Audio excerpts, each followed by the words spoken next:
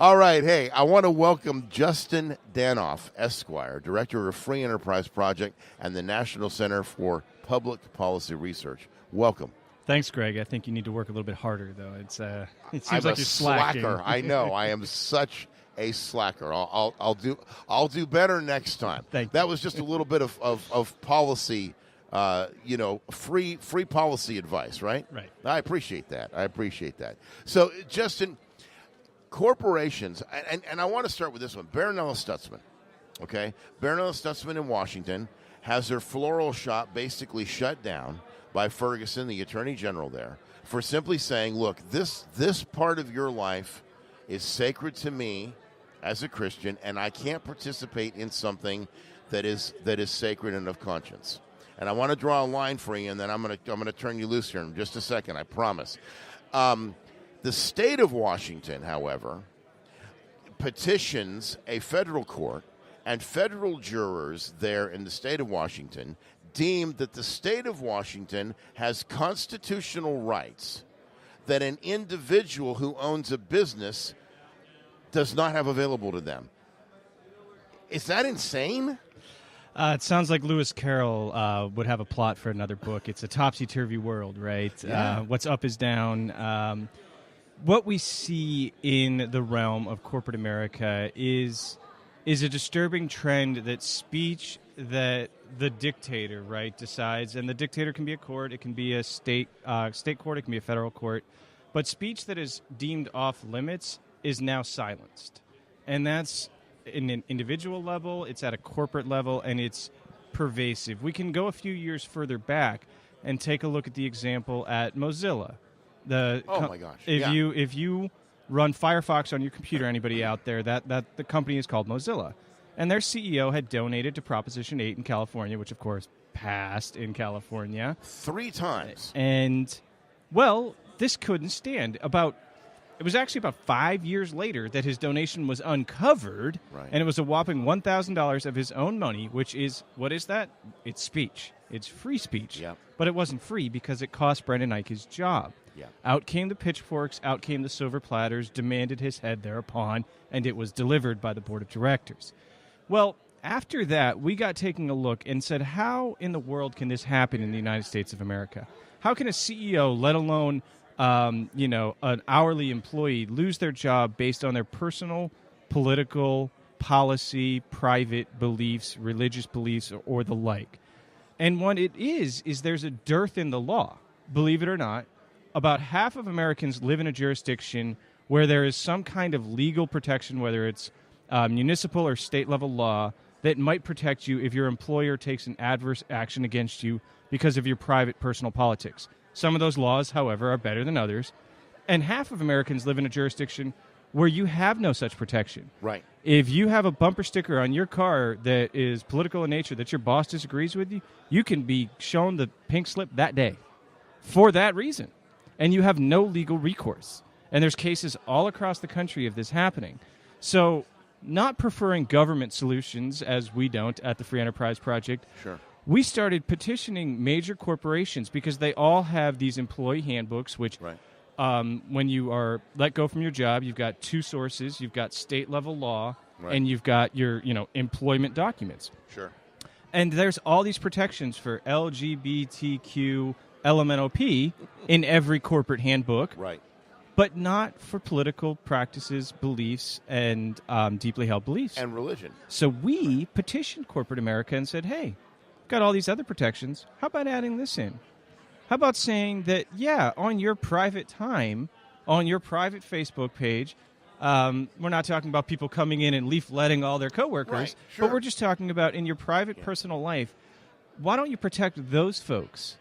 And we're proud to say that more than a dozen major corporations, including Walmart, General Electric, Pepsi, Kimberly-Clark, and many others, which represent more than 5.5 million American employees, signed up to our pledge and actually went to the full extent of changing their corporate documents to add this protection. Wow. So that's we're very proud of that success, but it wasn't universal. Let me tell you. Oh, I'm sure not. Costco, for example, said absolutely not.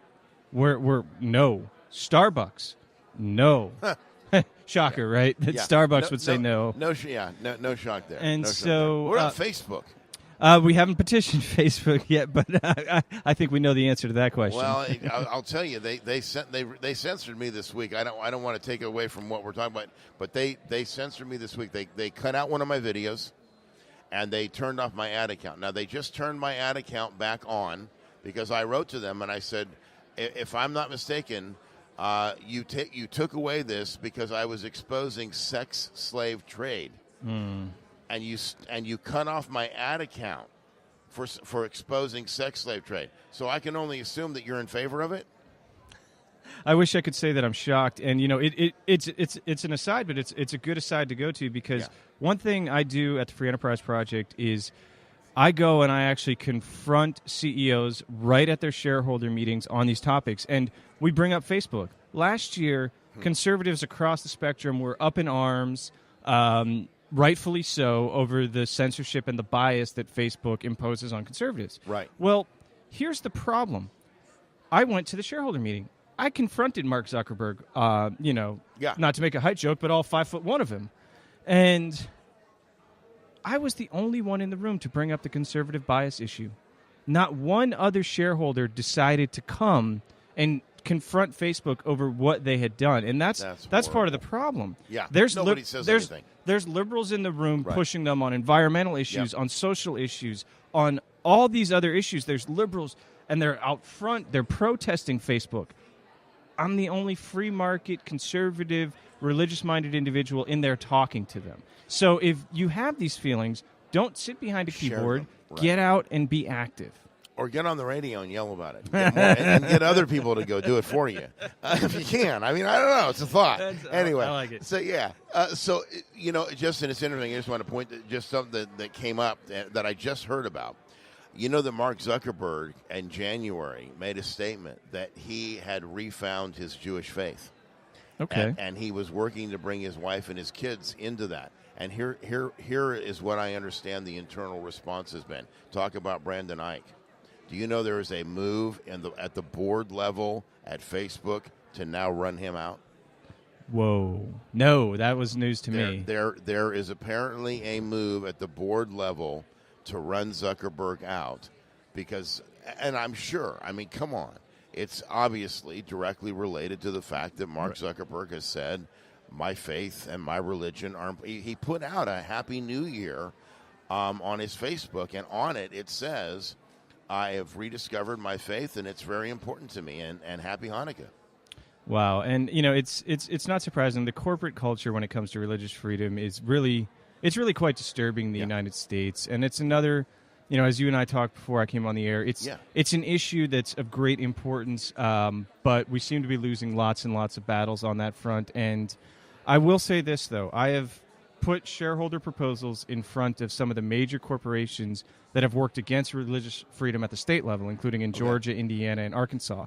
And this includes a proposal at Walmart last year. Right. It includes a proposal this year at Coca-Cola, who worked against Georgia's religious freedom law. And I point out the extreme hypocrisy of companies opposing religious freedom at the state level in the United States of America while doing business in nations that criminalize homosexuality.